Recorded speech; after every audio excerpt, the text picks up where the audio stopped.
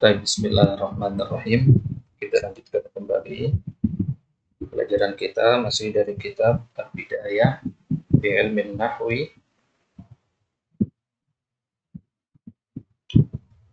Baik, sekarang kita masuk ke topik selanjutnya, yaitu topik yang ke-7. Topik yang ke-7 dari 8 topik di bab Al-Fi'il. Ya, di bab pembahasan tentang fi'il dan pembagian-pembagian.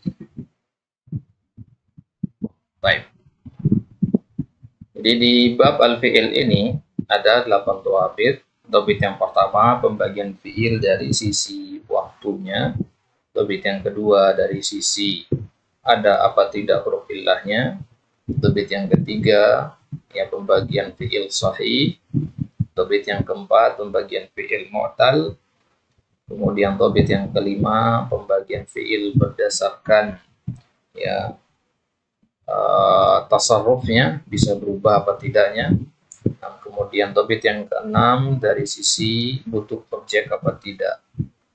Nah, sekarang topik yang ketujuh pembagian fiil dari sisi tarkibnya. Nah, tarkib itu merupakan masdar dari kata rokkaba yurokkibu. Tarkib artinya susunan. Artinya susunan. Jadi fiil dalam bahasa Arab itu tersusun dari huruf-huruf. Nah, tata cara kita menyusun huruf itu yang disebut dengan istilah tarkib. Misalkan antum katakan doroba, itu tarkib fiil yang terdiri dari huruf dod, huruf ro, dan huruf ba. Ini namanya tarkib. Baik. Maka dari sisi tarkibnya, fiil itu dibagi menjadi dua, mujarrodun wa mazid. Mujarrod, ya secara bahasa mujarrod itu artinya sesuatu yang tidak ada tambahan. Mujarrod secara bahasa sesuatu yang tidak ada tambahannya, murni. Ya, misalkan kalau untuk mengatakan saya mau minum air putih aja, nggak pakai tambahan gula, nggak pakai tambahan teh, kopi. Nah, maka kita katakan air yang mujarrad, gitu ya. Baik. Ya, berarti kalau kita katakan fi'il mujarrad, artinya fi'il yang asli, yang belum ditambah. Nah, lawannya adalah mazid. Nah, mazid itu artinya tambahan. Artinya dia adalah fi'il yang sudah ada penambahan. Penambahan apa? Penambahan huruf. Ya, ada huruf yang ditambahkan di situ. Baik. Nah, kita lihat satu persatu sekarang apa itu mujarrad dan mazid. Yang pertama al-fi'lul mujarradu, maka kullu hurufihi asliyatan.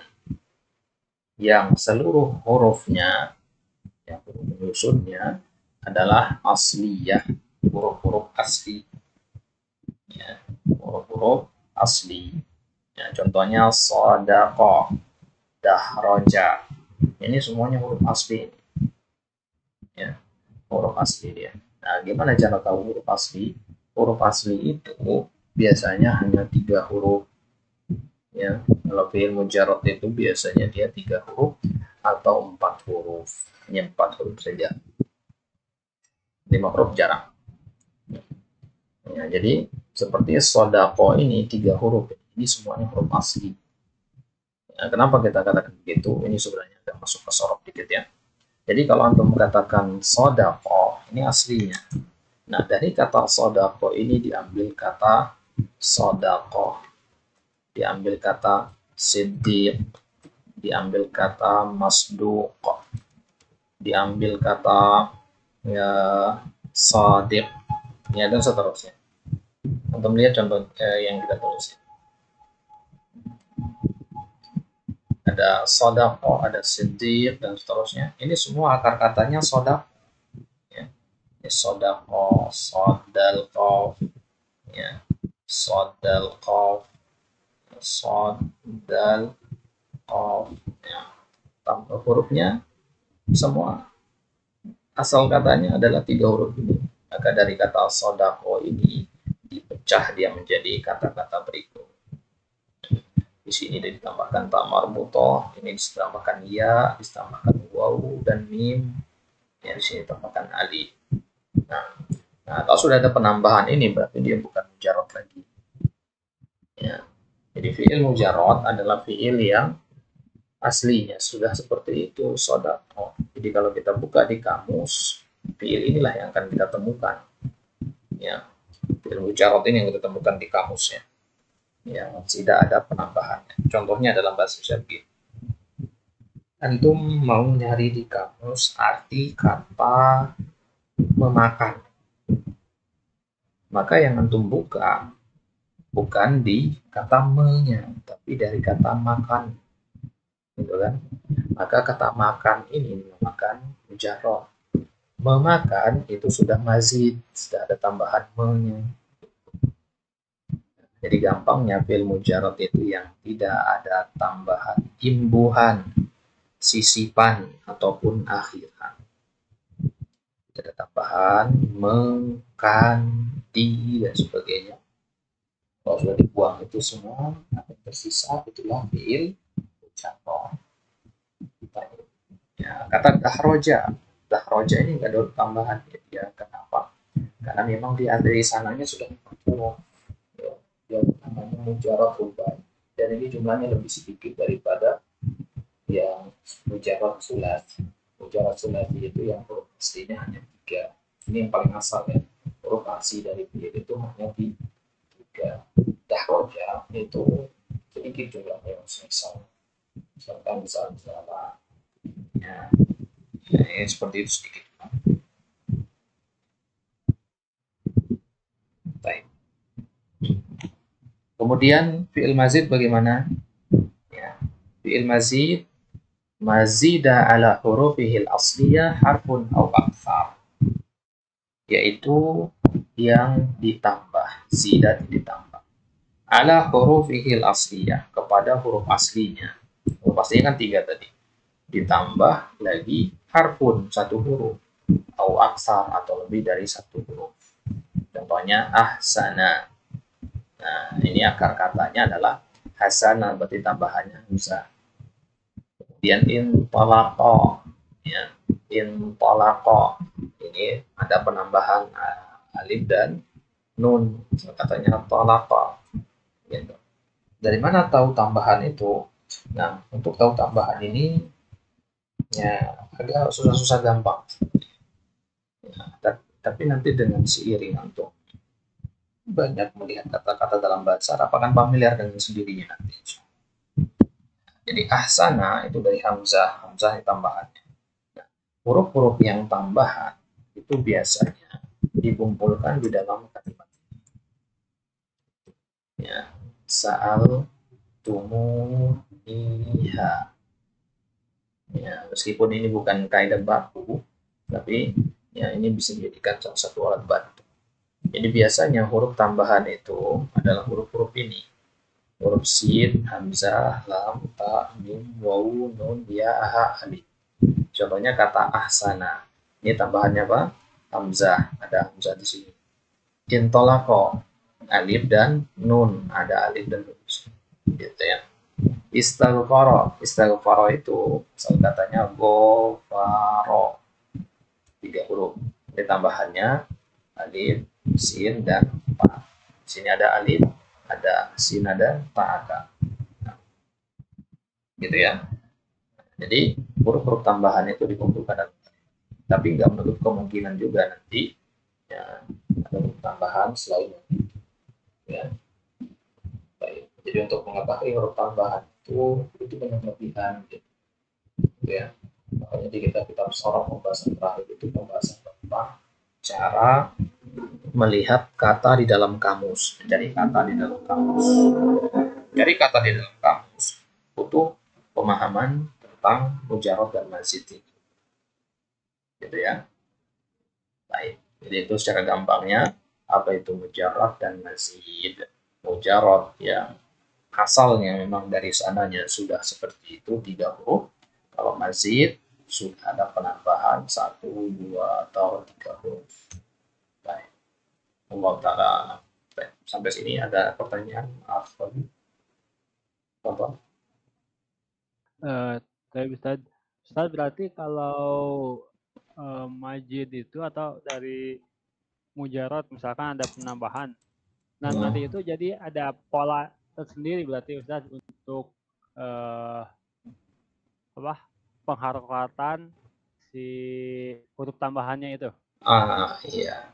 Ada polanya ya. Pola itu yang kita kenal dengan istilah wazan. Oh ya. Wazan. Nah, itu nanti kita bahas di sorof. Ya, hafal wazan itu di sorof.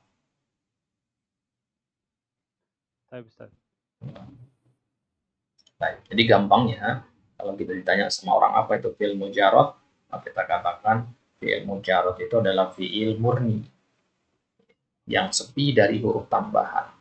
Ya, ada huruf tambahan. Nah, sedangkan fi'il kalau dikatakan fi'il mujarad itu hanya 3 huruf juga salah, karena fi'il mujarad itu ada yang 3, ada yang 4, maksimalnya 3, maksimalnya 4. Ya. Nah, kemudian kalau kalian tanya kepada kita apa itu fi'il mazid, yaitu fi'il yang ada tambahannya. Tambahan di sini maksudnya tambahan huruf. Dan polanya tentu ada pola tersendiri nanti. Misalkan istighfaro tadi, tambahannya alif, sin, dan ta. Itu ada polanya. Polanya pola istaf'ala. Ya, istaf'ala, yastafilu, istif'alan. Jadi nanti masing-masing itu ada polanya.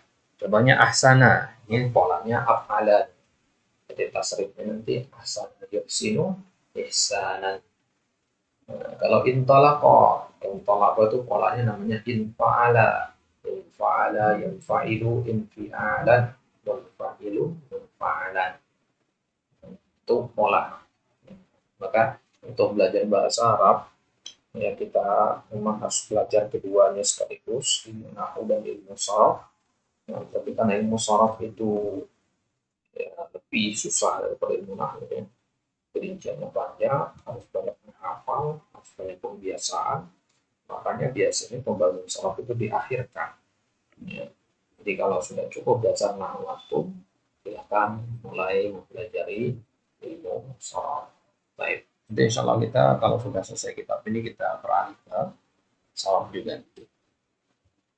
Baik, kita masuk ke topik yang terakhir, topik yang ke-8, yang qasimul fi'lu min haitsul bina'u lil ma'lum wal majhul.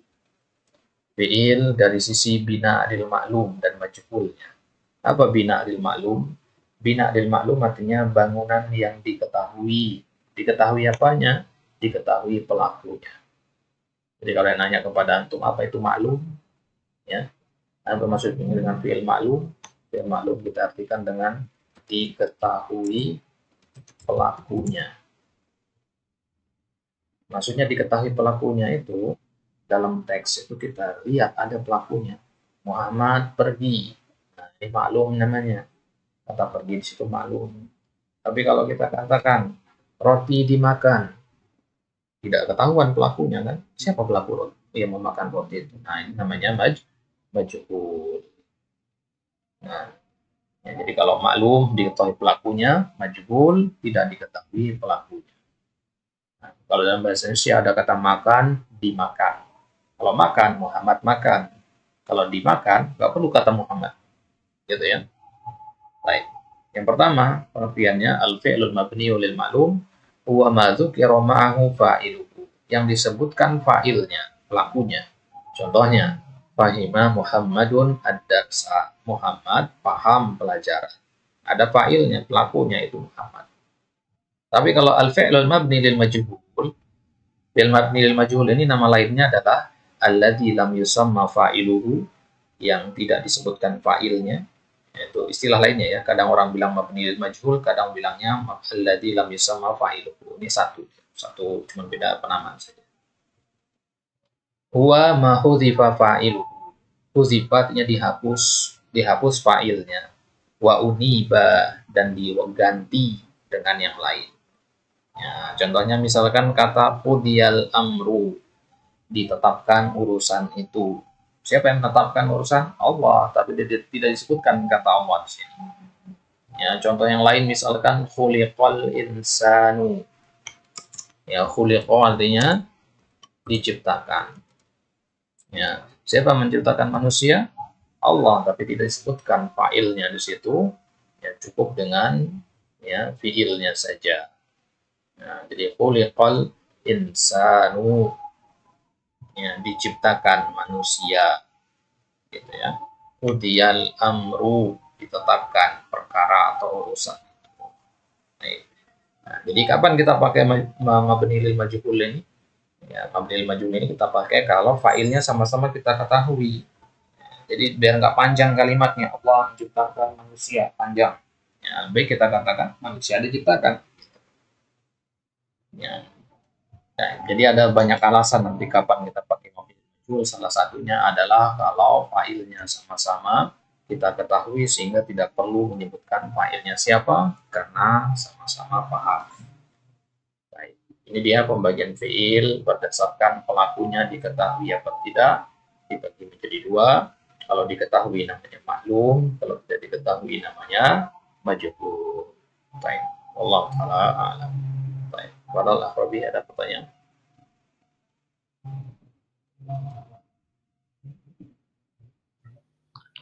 Jadi nanti Ustadz kalau untuk pembuatan kalimatnya itu misalkan fiil mabni maklum itu tuh diketahui kan ya pelakunya. Jadi buat pengaruh nanti ke kita untuk pembuatan kalimatnya gitu Ustadz ya. Berpengaruh.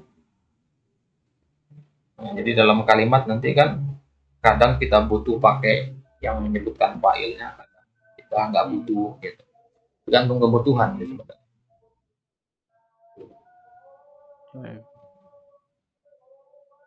Nah, baik. Ada lagi saya? Cukup Ustaz. Baik. Cukup ya. Udah masuk waktu sholat. Sampai di sini. Allah ta'ala wa'alam. Wa sallallahu ala nabiyina Muhammadin wa ala alihi wa sahbihi wasallam. Tentang murajaah apa yang sudah kita pelajari ini. Semoga Allah subhanahu wa ta'ala memudahkan kita untuk memahami kitab Allah dengan penantara, mempelajari bahasa pengantarnya yaitu bahasa Arab. Wallahu muwaffiq ila sabilil rasyad. Naktafi bihadzal qadar. Insyaallah ta'ala naktafi fil liqa'il qadim. Sallallahu ala nabiyina Muhammadin wa ala alihi wasallam wa akhiru da'wana alhamdulillahi rabbil alamin. Kita tutup dengan doa kafatul majelis. Subhanallah wa bihamdika asyhadu an la ilaha illa anta astaghfiruka wa atubu ilaik.